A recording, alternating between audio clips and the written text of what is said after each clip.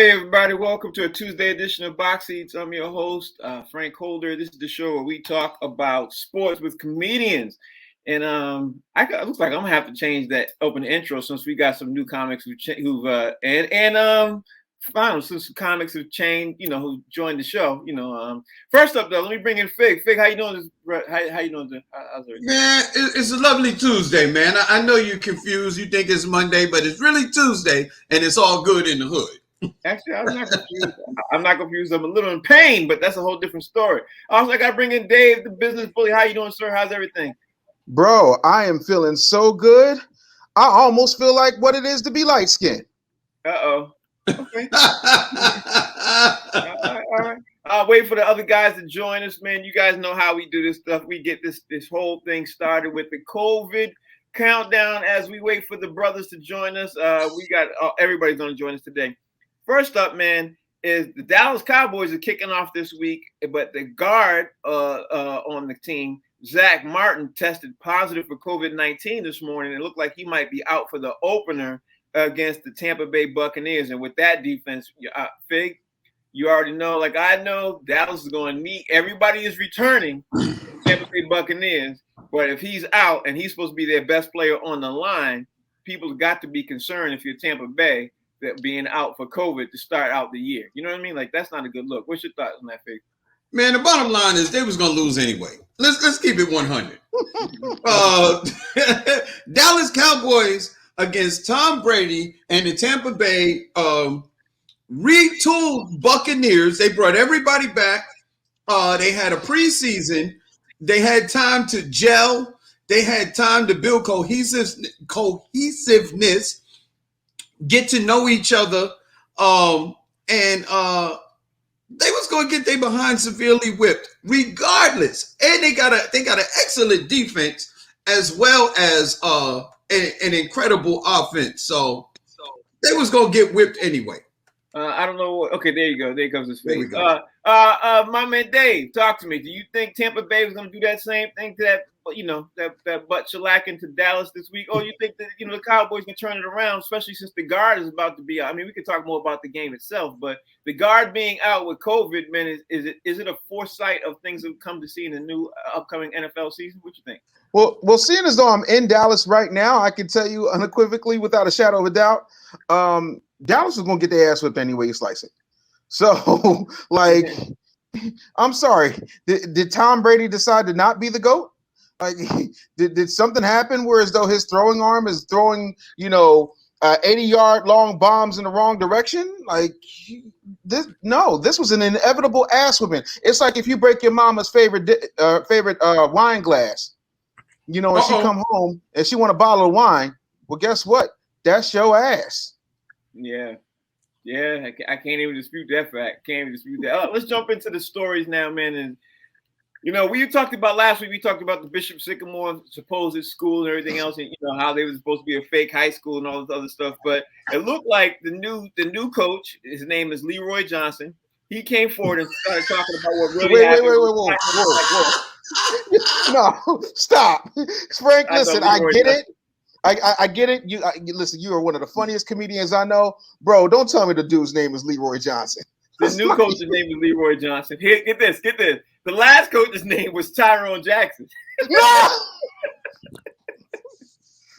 But anyway, my question to you, Fake Man, is because they pulled off one of the biggest, I don't know what you want to call bait and switches ever to be seen on national television or anything else. Do you think that the program, the Bishop Sycamore program, should be brought up on some kind of charges? Because people are talking about placing charges on them for basically, I don't even know what the charges really could be, honestly. But they want to bring forth charges to the team and to the people who put the ESPN on the outskirts, the whammies. And then what you think, Vic? Hey man, let me explain something to you. When you get in trouble as a kid and you lie, and then you get caught in the lie, your punishment is severe. But if your lie is terrible, your punishment is even worse. So the fact that this organization came up with these fictitious names like Leroy Johnson, I'm like, yo, these are not even real people. I smell a scam. I don't even believe that these people exist because those names haven't been created in a lot of years. There's been a lot of different people born, but ain't no Leroy Johnson's been born. I'm gonna tell you that right now, unless they very, very, very old. They got to be like my parents' age. So they got to be in their 70s and 80s to be even named that. So I don't even believe that these people are existing. I believe that somebody is stealing money and pretending to pay somebody named Leroy Johnson. Interesting. Dave, that is actually their real name. It's kind of funny Really? talking about this actually. But do you think that the ESPN should for fraud? They should be for fraud. You know, they're concerned about fraud, man, and there's a lot of fraud. What you think, Dave? Oh, I'm sorry. I was just want to give a tribute to Bruce Leroy, who was biting bullets with his teeth. Like, what else are they gonna come up with? Like, listen. First and foremost, as a producer of 4 Hall of Fame radio personalities in my career, if I put on a false story, it was my ass. You know, and so I don't understand how an organization that is run by the greatest mouse ever in history can't possibly have done just a little bit of what we call due diligence to figure out that Bishop Sycamore, who the hell is Bishop Sycamore? I'm a theologian. I don't remember Bishop Sycamore being in any studies when I went to seminary. This whole thing stunk and nobody caught it. I feel like this was negligence at its finest, and Disney, ESPN has nobody to blame but themselves. Honestly, I think you're absolutely right. Because aren't the producers at the show supposed to do their due diligence and find out before? It's the job. Yeah, it's the whole job. Yeah, that's what you're supposed to do. But they were like, yeah, you know what? Let's just run that high school game because, you know, at a rush to be able to be first and put things on, man. Things come up, and sometimes people don't do their homework, and that's what's up. Over the weekend, Naomi Osaka lost on Friday. She lost, and when she lost, she ended up coming out with a statement, literally right after the tennis match, saying that she's taking a break from tennis for a long time, and because she lost to Leylah Fernandez, some people are speculating that she might ultimately quit tennis altogether. I don't know about that one. I could see it happening though, Fig, because she was so bothered by the loss, and it looked like she had other things on her mind. Do you think that Naomi Osaka is going to quit tennis altogether, Fig? What you think? I hope not. I don't think she will. I think that the time off will give her an opportunity to possibly seek some kind of counseling to get her mind right. Because if you're in a sport where you're the single player, like boxing, tennis, golf, and there's no team, nobody that you're really playing yourself. The thing is that the one thing that you have to be successful is dialed in. This young lady is not dialed in seemingly to life, let alone her own sport. She made a statement that when I lose, I feel disappointed that I lost or upset that I lost. She said, but even when I win, it's not that I feel happy about winning. I just feel relieved that I didn't lose. That screams like this young lady is dealing with a lot more off the tennis court than she really is dealing with on the tennis court. If a sport that you supposedly love is not bringing you the joy that it's supposed to, there's something bigger going on. And I hope that she takes care of that and is able to come back and play at a high level. Yeah, great response. Dave, what you think, bro? I'm gonna be really honest with you, and I don't have jokes for this because when it comes to Black people and mental health, I think we have joked far too long. I think we have prayed far too long, and I think what has happened is, from a cultural standpoint, she has two different type of pressures. Half of her is Black, the other half of her is Japanese, and both cultures are big on pressure. You know, and my baby's going to do this, my baby's going to run track, and I'm not saying that that's the case, but it wouldn't surprise me. And so for me personally, I think that Naomi Osaka is doing something that she feels like she can't get out of doing, because I don't think it was her first love, because I don't even think she's had an opportunity to figure out what it is that she loves. And so she's having a natural reaction of somebody who A, hasn't gotten enough therapy, and B, is trying to please everybody around her, because she's not Naomi Osaka, human being, citizen of the world. She's Naomi Osaka Incorporated, and she is the sun around which a whole lot of people's paychecks revolve. That pressure for a young lady like that, it's immense. Not to mention, like you did touch on it, like there is pressure on both heritages.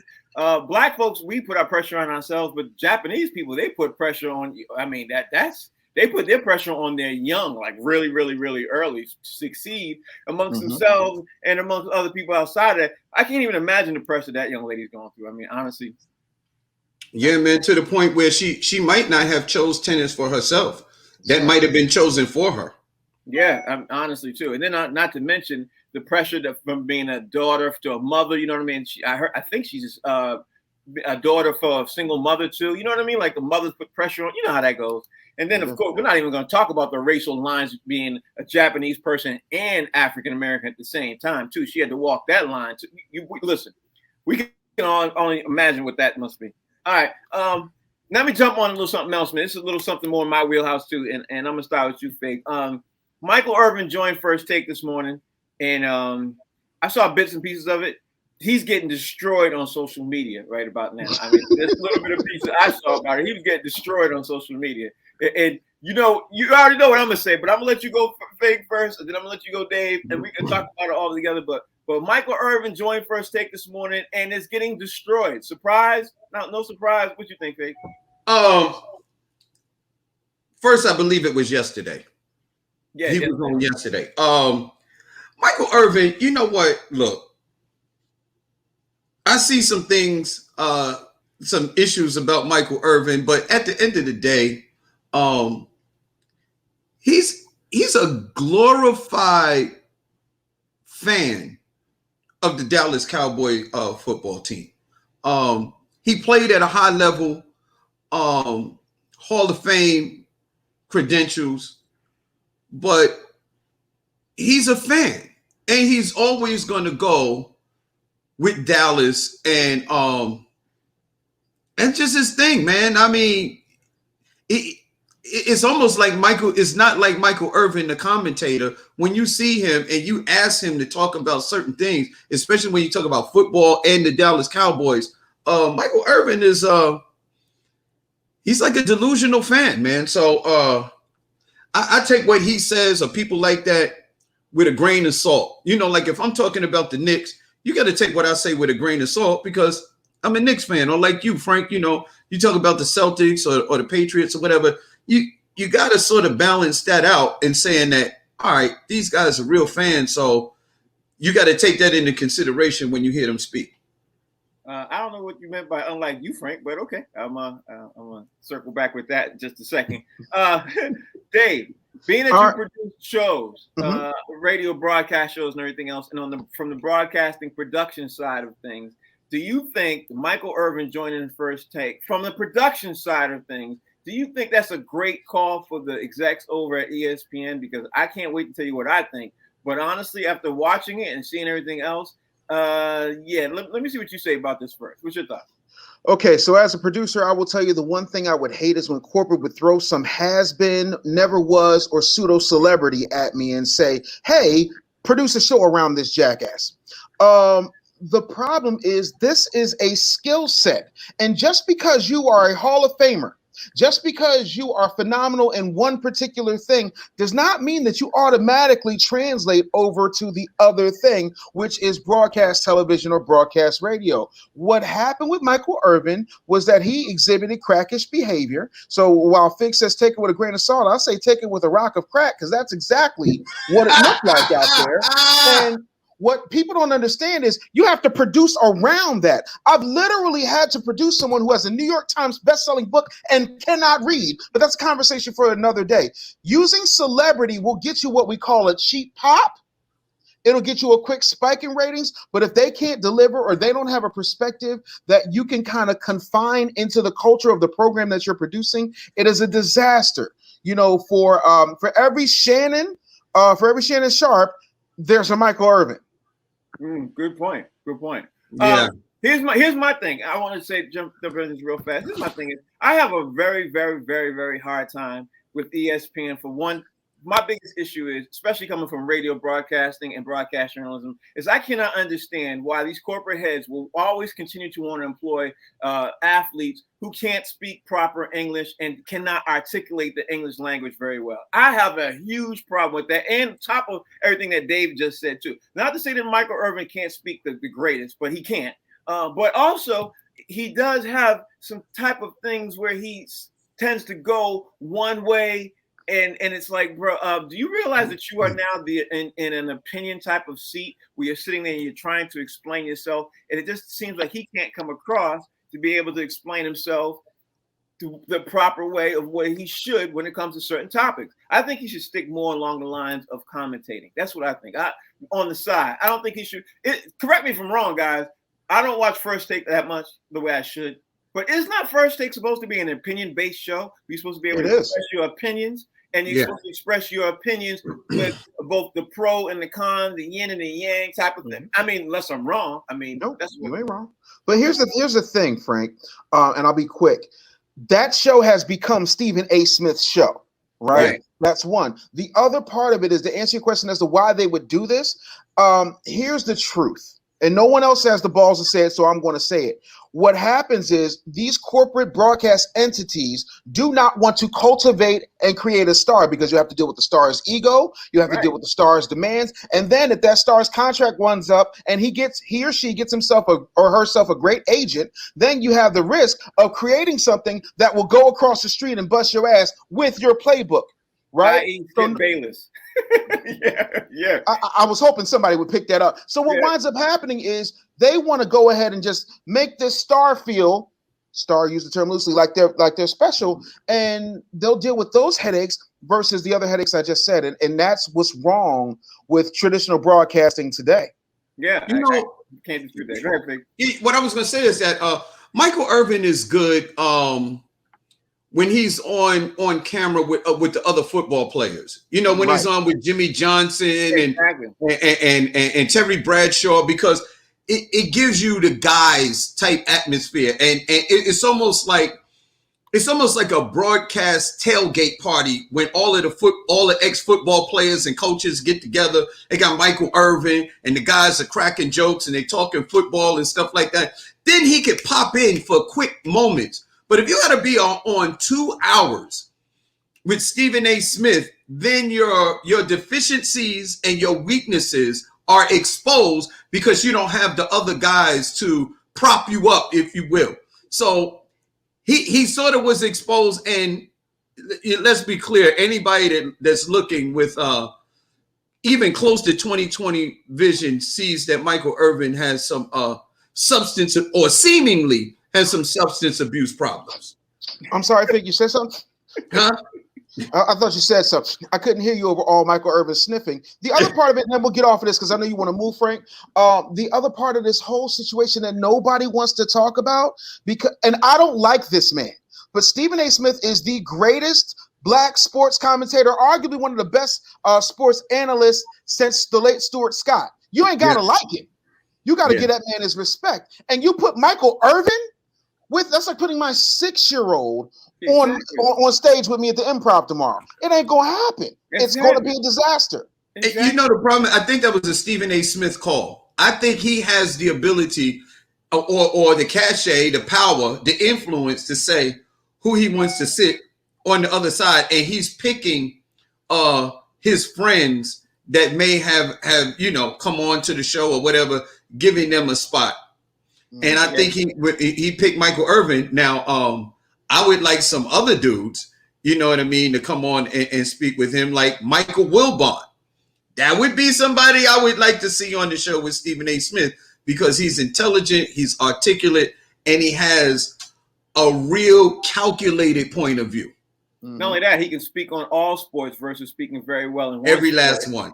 Yeah, and not speaking too well on the others because I don't like it. It's bad enough when we have football players talking about basketball or something else, but it's really bad when you can really tell that they don't know what other sport that they're looking at or talking about. Next thing up, man, is pretty interesting. Tyrod Taylor got named this morning the official starter. Actually, yesterday he got named official starter, and Houston sat there and I don't know about this one, Fig. Houston sat there and said, "Yeah, he's the official starter." I don't know what you guys were thinking and everything else, but it says something else also about the Deshaun Watson situation, which we've been talking about for a while now. It looks like Deshaun Watson, as of this morning, Deshaun Watson is still on the roster.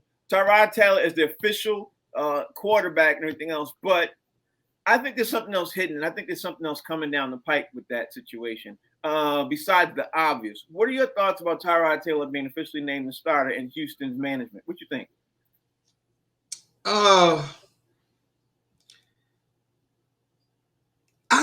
I think the whole Houston franchise is hot garbage truck juice in the summertime.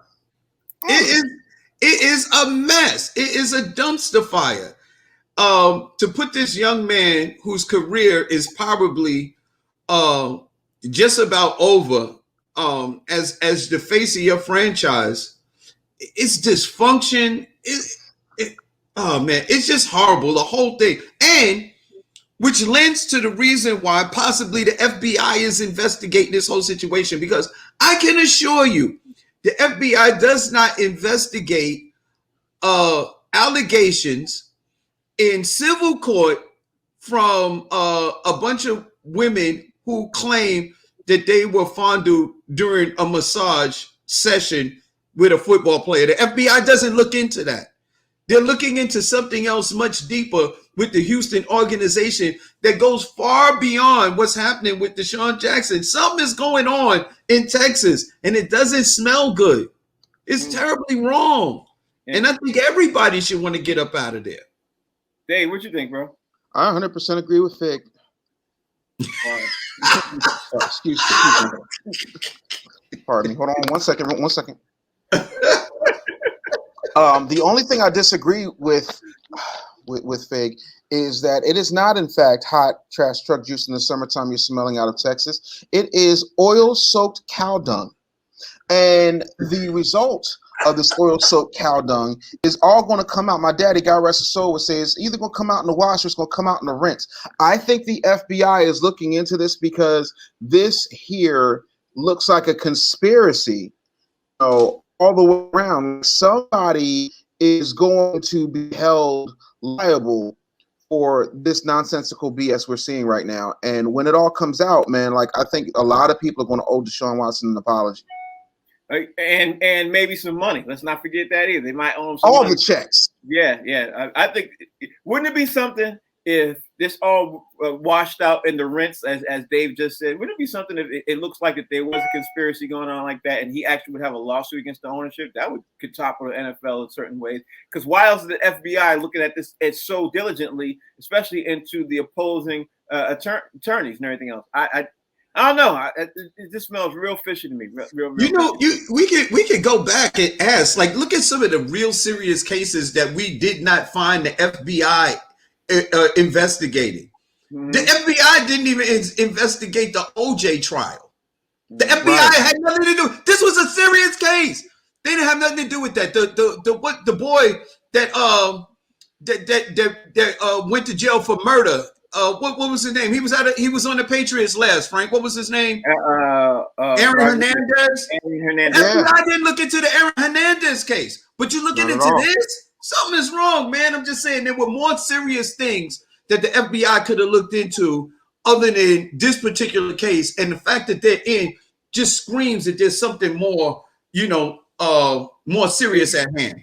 You're absolutely right, because let's be honest. You just named two things that had murder charges people died from, and this thing is not even a misdemeanor, or just basically a misdemeanor, and the FBI is involved in the misdemeanor. Man, it's one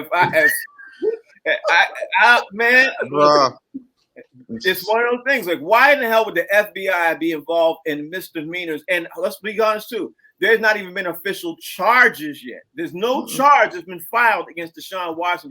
People have brought up complaints There's a difference. Now, if you're sitting at home, you're watching this, let's make sure we be clear. These are complaints. They're not charges. Not yet. They could be, and they probably will be. Some of them probably will be. But right now, why now is the FBI involved with complaints? There's something going on with this.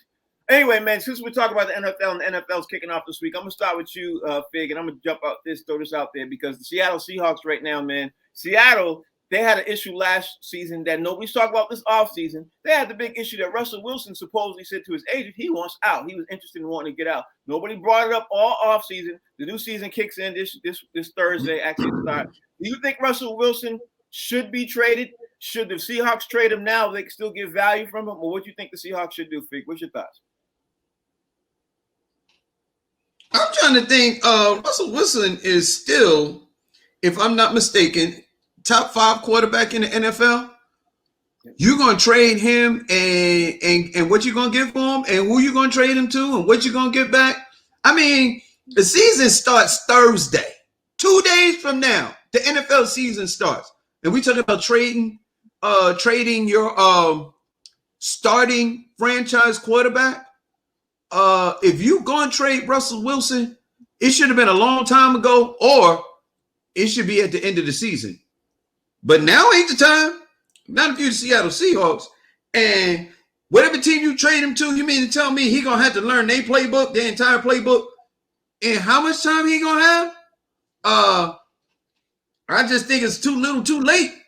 Okay. Let me throw this out there to you, Dave, before I throw the story to you. If you recall, Russell Wilson wanted out of Seattle last year, and that was midway through the season. If things happen, get rocky right now, and he decides he wants out again, his trade value will be a lot lower than what it was last year because now his contract obviously is getting closer to being up. So let me ask you, if you're the Seattle Seahawks management, should you trade him? Would you trade him? What's your thoughts right now? Because if they don't do even somewhat of what they expected to do, he's going to want out again. He's definitely going to want out again. What's your thoughts?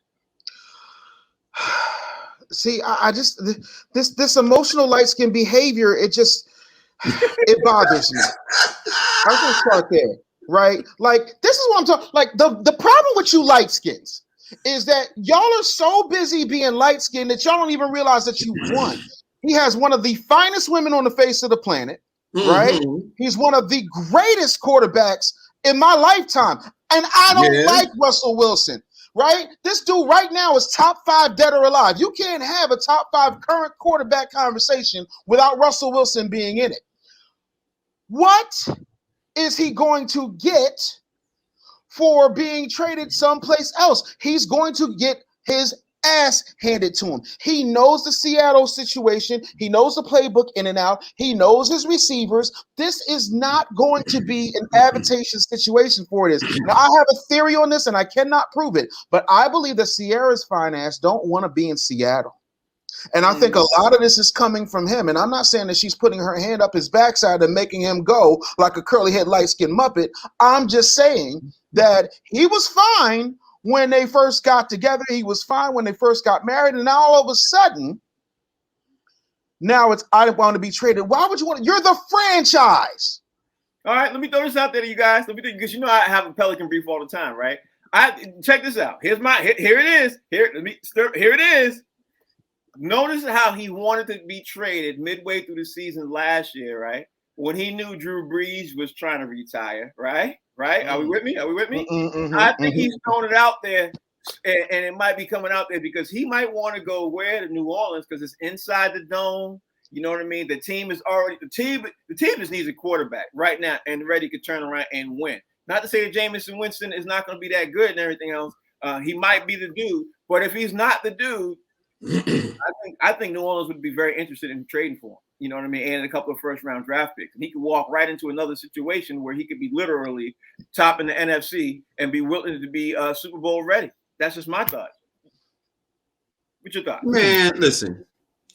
I like Russell Wilson, and I think he would be great in a place like New Orleans because they seem like they're ready to win if they had a decent quarterback to be able to win.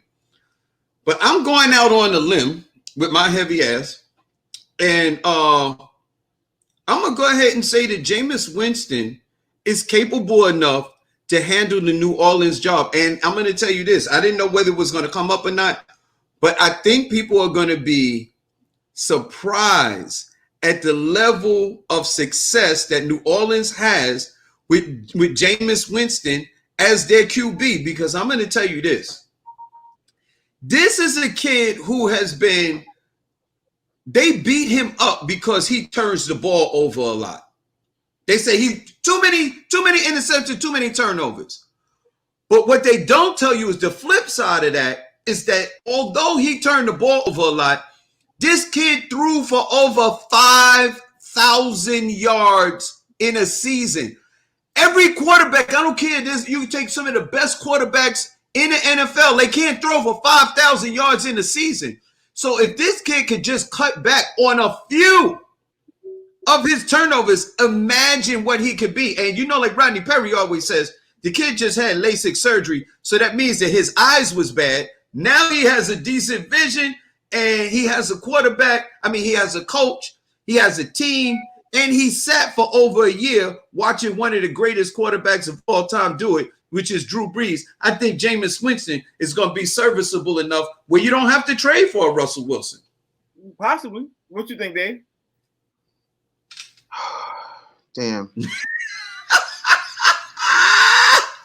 Come on. I completely disagree with Fig. I think Jameis Winston is going to be fine exactly where he is. Russell Wilson needs to stay his ass in Seattle. I think that Jameis Winston is going to be the franchise quarterback for New Orleans. I don't think that there's any need for this. If that was what was Russell's big game plan, you can tell it's not very well thought out, as if an R&B singer came up with it.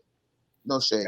But I will say this, and then we can move on to the next topic. Is I really do think this is not a Pelican brief. I really do think that because of the situation that happened last year, I think him and Pete Carroll not getting along the greatest. I think that has a lot to do with it. And I also do think that he's going to want out. If Seattle comes up and be 9-8 or hell, if they give, let's just say halfway through the season they're 5-5, I think we're going to hear this rumblings again. I really do think that. But well, you know, the thing is about that is he got the bag and he got Sierra.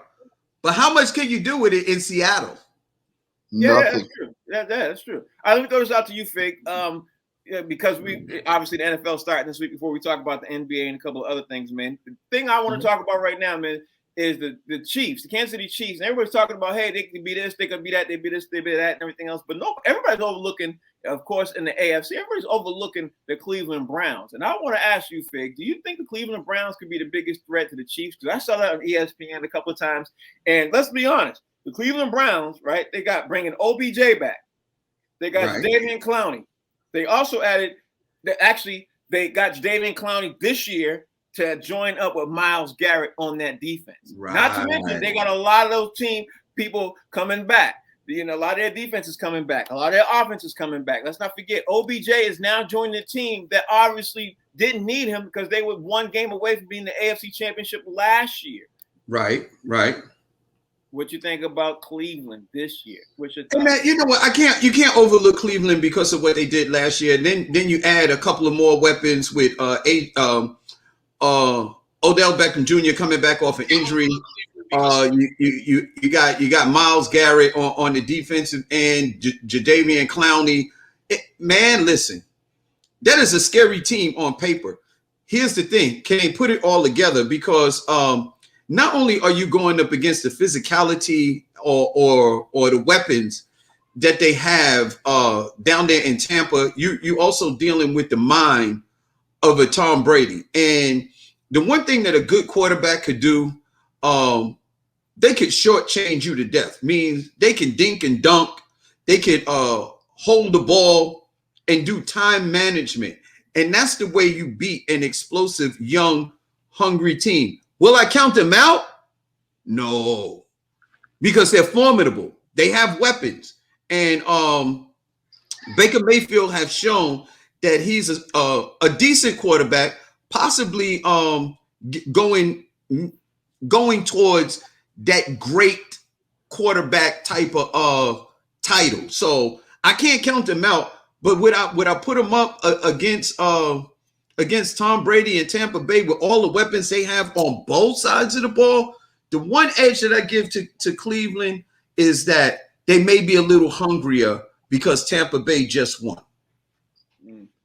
Dave, what you think in the AFC? What you think? Well, here's what I say about the Cleveland Browns. Number one, David yeah, him. That boy is going to kill this year. That's one. Two, I think that Cleveland is going to have the dopest sleeper defense in the league. Whether or not that defense can stop the greatest football player of all time, I don't know. Do I think that in a year or two, the Cleveland Browns could be the shocking upset team of the AFC? Absolutely. Is it this year?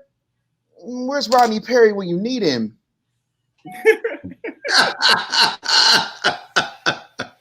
Yeah, man, listen. If you can make I'll tell you this. The Giants proved it. If you can make Tom Brady uncomfortable in the pocket, if you can make him dance, you can beat him. Yeah, but you gotta make him uncomfortable. They're in the NFC. We're talking about the AFC. Right? I'm just talking about the defense on the defensive end. If you can make Tom Brady uncomfortable, you can beat a Tom Brady team. You just got to make him uncomfortable. You got to hit him early, and you got to make him think. You know what I mean? You got to make him look out like this. This pass rush is coming. That's all I'm talking about. I'm not talking about what conference or anything. Okay, well, I'm still trying to stick on the same conference because right now I'm talking about whether or not they could even get past the Chiefs. I think Cleveland could possibly get past the Chiefs. I think Cleveland has the defense to be able to get past the Chiefs. And if they end up seeing the Chiefs and everything, if they end up seeing Tom Brady, that means they'd be in the Super Bowl to do that part, right? They'd have to be in the Super Bowl to do that. So, but right now, I'm still sticking with can they get past the Chiefs to get to the Super Bowl? And I think honestly they could with the defense they got right now. I think they could. So let me jump into the next thing, man. And I'm gonna ask you guys, where's my next upset cup question? Oh, okay, here we go. Should the Atlanta? You think that Baker Mayfield is going to be Patrick Mahomes? I said I think they could. I didn't say I think they would. I said I think they could. They could. You know, listen. This is what we know about football. If the ball bounces right on the right Sunday, on any particular Sunday, anybody could be beat. Look at the 2007 Patriots. Look at the 2005 Denver Broncos who ran out 15 straight. It doesn't matter. On any particular Sunday, with the weather and everything else, you never know. That's what I love about football. You never know. Next question up, man, is should the Atlanta Falcons do a reset? Because, you know, what's going on with the Atlanta Falcons right now is Arthur Blank, owner of the team and everything else, they're sitting there talking about doing a reset and literally trying to implode, explode, however you want, what word you want to use, to the Atlanta Falcons. And I'm not sure that that's the right thing to do just yet. Fig, do you think that the Atlanta Falcons should hit the reset button at the end of this upcoming season? Or should they wait to see how the season plays out? Because I don't think they're going to be – I think they're getting worse every year. I don't think they're going to be good this year either. What do you think? I thought Atlanta made some strides last year. I thought they did pretty decent. I wouldn't destroy it. Now here's something. You put Russell Wilson on a team like Atlanta. Man, now you talking. Now you talking something because Atlanta, you know, they not bums. You know what I mean? They need a little boost.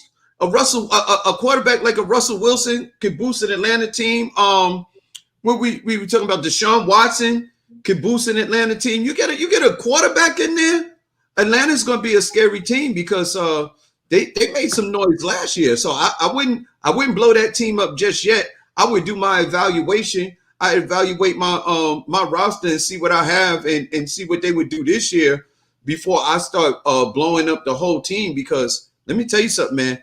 It's hard to put an entire NFL team. You can retool an NBA team because you know all you need is 1 to 2 guys and you could turn your whole franchise around. But when it comes to NFL football, man, listen, that's 11 guys on both sides. It takes a lot to blow up an NFL team and think you're going to turn around and turn it into something. Dave, you agree with him? Because at the end of the day, Atlanta was pretty good on offense. Their defense was terrible last year. That's what made them lose a lot of games. But what do you think? Should they implode? To taste my mouth from agreeing with Fig this much shows you why there needs to be other comedians on this show. In all seriousness, I think it is a really good idea for Atlanta to rebuild, and I do think that Russell Wilson would fit in well there. On top of that, you can build an entire team around what's important to him. I'm talking Jazzy Faye, David Banner, Mr. College Park, Jermaine Dupri. Oh, I'm sorry. We're still talking football, but Atlanta is a really good. The Brad is there. Yep, absolutely. You know, dinners with Eva Marcel, like Sierra will have a great time with the Atlanta. Russell Wilson will have a great time with the Atlanta Hawks. So I think that is a really good compromise for his bitch. I mean, a good move for him from a quarterback standpoint. Y'all are crazy. You know that, right? Y'all are crazy. He's calling the Hawks too. See, I'm sorry. I was reading Harris text messages and I had the teams mixed up. Sorry. All right, I'm at the Falcons. All right, let me jump into the next thing, man. I know you guys, we've been talking about DeAndre Jordan in the NBA. We were talking about DeAndre Jordan for a minute. We all know, we saw the news over the weekend. He officially joined, he is going to officially join the Lakers. He's about to get bought out and everything else. I'm not sure I necessarily like the move. Honestly, I'm a little bit on the fence. Do you like the DeAndre Jordan officially being bought out and officially going to the Lakers? Fig, what's your thoughts on this?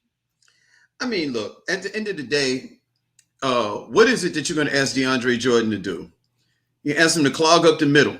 That's something LeBron James doesn't like. You're going to ask him to rebound and defend. That's what DeAndre Jordan could do. Maybe get a couple of lobs, some putbacks, whatever, and stuff like that. You're not going to ask him to do much at this stage of his career. But it always makes me suspect when you have a lane clogging center that plays with a LeBron James team, because LeBron James' forte is going to the hole and driving to the hole and taking people off the dribble. That's what he does alongside kick the ball, drive and kick. So spot up shooters has always been what makes a LeBron James team thrive. If you got people who can knock down shots, even you take the big men that he had that was serviceable, the Kevin Loves, the Chris Bosh, the Anthony Davis, all of these dudes can shoot from the outside. You take a DeAndre Jordan, a Dwight Howard, a JaVale McGee, although they got by in the bubble, I think that was more because it was the bubble. And let's be honest, the other team was severely injured, losing two of their best players when they were playing the Lakers. But I think a LeBron James-led team always does well with spot-up shooters, whether they're big men or wingmen. And that's not what DeAndre Jordan does. Dave, what's your thoughts on this, bro? I think that, DeAndre Jordan wants to win. I get that. I don't think that his style is going to sit well with King James. But I think that, I don't think that there was any other. Now, is he going in for league minimum or? I haven't found that out just yet. Probably. Yeah, I think because he's been bought out. Probably will be. Yeah, probably will be. Yeah.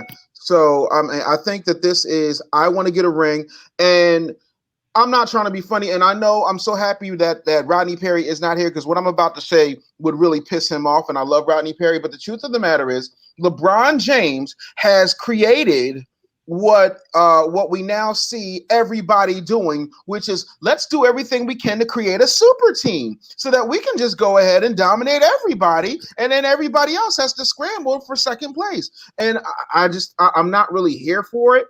I get it, and all is fair if you've got the money for it. But yeah, man, I think that a lot of this is going to wind up imploding on itself when it's all said and done. Yeah, I agree with that too. And here's the other thing too. Let's not forget this fact too. If DeAndre Jordan officially signs, which I think he will happen, the odd man out will be Marc Gasol. So where will Marc Gasol land? And if he lands in Miami, I think Miami could be the good spot for him to land. Fig, what you think about Marc Gasol to land? And I'm only saying because they got Victor Oladipo, they got Jimmy Butler, they added the kid from Toronto, Kyle Lowry. They've added a lot of good pieces and everything else. And what Miami does very well is they spread the ball with spot up shooters, and then they have a person or two that can slash cut to the basket in the lane. I think he'd be a perfect fit there. If I'm Marc Gasol, Marc Gasol to Miami. What you think? You know, Marc Gasol is a serviceable big man if you're going to use him as a spot up shooter. Where Marc Gasol hurts your team is on the defensive end. You put him in pick and rolls. You make him come to the outside. Like, he can't really guard anybody. He can clog your middle. He could probably get you some rebounds, some block shots. But what Marc Gasol is good at as a big man is stretching your floor and being able to knock down shots. Can he give you enough on offense to balance out what you lose on defense with a Marc Gasol? Because he's a little older, he's not as fast, he's not as mobile. Even when he was younger, he wasn't the most mobile big man, but he was strong in the paint and he could knock down shots. But you lose a lot on defense. The key to it is that Miami has some dog defenders. They got Bam Adebayo. You know, you just talked about Jimmy Butler, Oladipo, Kyle Lowry. Those guys are pretty decent defenders. So maybe you can cover up his deficiencies with those guys. But at the end of the day, I'm not sure what he can give you, if he can give you enough on the offense to cover up his defensive deficiencies. Dave, what you think?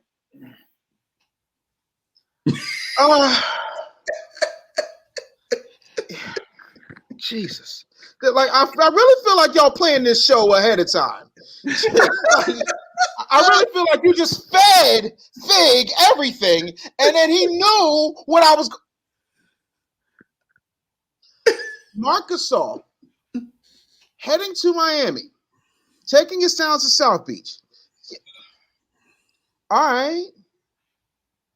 Yeah. Okay. I mean, it could be something. It could be absolutely nothing. My main thing is that, can we get back to basketball? I feel like all we do is talk about who wants to move here, who's not happy, who has issues with the coach. The locker room says this. What about the game? My God. Like, all we do at this point is talk about who could go where. Like, do you remember when you would just go? What's that old song, Fig? I got my ticket, got an aisle seat. I was looking for a real good basketball game. No, we're just sitting here, bang, bang, gotcha, shoot 'em up, trade talk. Like, my God. I ain't never heard that song before, Dave, but okay. Oh, yes, you did. It's the deal, 1989. Oh, I met my baby at the bang, bang, gotcha. Oh, come on, man. Yeah. You don't know the deal? Oh, my God. I know the deal. I remember that song. Bro, you bugging. The audience knows the song. I'm not doing this with you. You and Fig got it in on. We're gonna check the audience. Yeah, you know the funny thing is, I want you to sing more. I was about to get you to sing more because you're gonna sing more. Feed into that. No. Yeah, because we talk about these. We talk about these things because honestly, man, you know, the speculation is where it's at right now because teams are coming together. We're not even gonna talk about Ben Simmons today. I'm not gonna talk about that because this stuff happens. But here's another thing, man. Fig, I'm gonna throw this out there. We mentioned it Friday before we got off the air, and I want to bring it up today. Karl Anthony Towns is being rumored to be traded and everything else. But if he gets traded to Dallas for Kristaps Porzingis, could that be the move that Dallas needs to make them move on? Could that be the move that helps, obviously, Karl Anthony Towns to, you know, expedite his career? I mean, could that be the move that could help out both, you know, obviously Dallas and Minnesota? What's your thoughts on that? Because Karl Anthony, what people are not talking about either, Karl Anthony Towns is not happy in Minnesota no more. He's just not happy. So what's your thoughts? Man, I don't know nobody that ever was happy in Minnesota, man. Prince. I don't. I really don't, man. But listen, here's the thing with here's my problem with Dallas. Their star is ball dominant. It's almost like another version of James Harden in Houston. Dribble, dribble, dribble, dribble, dribble, dribble, dribble, dribble, dribble. I'm gonna take the shot. If I can't get the shot off, I'm gonna pass it. I don't know what guys are gonna be happy with that. Karl Anthony Towns is not the shooter that Kristaps Porzingis is. He might be able to do a little better on defense in the paint, maybe get you some more rebounds, some more inside scoring, an intimidator, blocking shots and stuff like that. but is he going to be happy offensively? You know what I mean? Playing with oh God, I can't even call his name. In Dallas. You know, the kid that they got, the young kid. God, I don't know why I can't call his name. I'm drawing a blank. But anyway, he's he's ball dominant. He just holds the ball too long. So I don't know if Karl Anthony Towns would be happy there either. I think Karl Anthony Towns would be good in a team that moves the ball a lot, a la like a Golden State, maybe a San Antonio. I think Karl Anthony Towns will thrive in either one of those with those organizations. But in Dallas, I'm not so sure. I don't know. I don't know if he'll have the ball enough to be serviceable. You talk about Luka? Is that who you're trying to think of? Luka Doncic. Thank you. Yes. Yeah. Luka Doncic. Ball dominant, man. He just holds the ball too long. He puts up too many shots, and he doesn't get his teammates involved. Dave, do you think Karl Anthony Towns with Luka Doncic could be a great mesh? You think that could be the team that everybody was looking forward to? You think Karl Anthony would be happy over there in Dallas? Having lived in Dallas for a number of years, I am a low-key Mavericks fan. I love Cuban. I will say that Karl Anthony Towns is a prime example of a light-skinned dude who got a woman way above his station and realizes that he can't keep a woman that fine and that social living in Minneapolis. Right. So I think this would be a great move because Dallas is a really good hub. You know what I'm saying? A couple hours this way, you're heading to LA. A couple hours this way, you're heading to Miami. So I think not only that, I think he's talented. I think he needs to find a team that he can get married to and actually make an impact because a lot of people sleep on him and dude is extremely talented, all jokes aside. And I mean, he got Jordan Woods, so like he's not having a bad life. I just think if he got to Dallas, he would be a lot happier. I think his whole situation would open up, and I think that they would be able to surround him with the pieces that he needs in order to make an impact because ain't nobody looking at Minnesota and going, oh, well, yeah, man, them Timberwolves, woohoo! No. Yeah, I didn't think so either. But you know what, y'all? We got to give Hey, hold up. This is with Jordan Woods? Yes! I just had to Google her. I didn't know who she was. Oh, Lord. Yeah. All right, so we can wrap up the show, man. Fig, tell everybody how they can follow you, bro. How they can follow me? You can follow me on all social media platforms at Comedian Fig and the Box Seats, Monday through Friday, 1 to 2 p.m. This is the best damn sports show on TV. Jordan Woods? Wow. Hey, talk to me. All right, man. So tomorrow it is me, Skeet Carter, Michael Sean at the Addison Improv, 8 p.m. Doors open up at 7 o'clock. I know y'all looking for a comedy show from my black ass. I'm telling y'all right now, I'm bringing a TED Talk. We got slides. I'm going to hurt some feelings. So if your demographic gets hit, call your mama. That was my Fig impersonation, by the way. Follow me at The Business Bully. Y'all, thank you for watching. The guys will be back tomorrow. That's Fig. That's Dave. Michael Sean will be back tomorrow. Rodney Perry will be back tomorrow. Talent will be back tomorrow. Travel day. I forgot some of these guys did tell me they got to travel today. I forgot all about it. But you know what? We'll be back tomorrow because tomorrow, we got to do more of the NFL recap. We got to talk about Dallas and Tampa Bay because that's the eve of the NFL season. Get ready to kick off. We're going to do some Super Bowl predictions, real early predictions, get those things out of the way. Talk about some more NBA trade talk. Major League Baseball has a couple of things happen. Listen, there's a lot of things to jump it off in the sports world. We'll talk all about that tomorrow. Show's called Box Seat. Humor Mill's called The Channel. We'll see y'all tomorrow. Peace.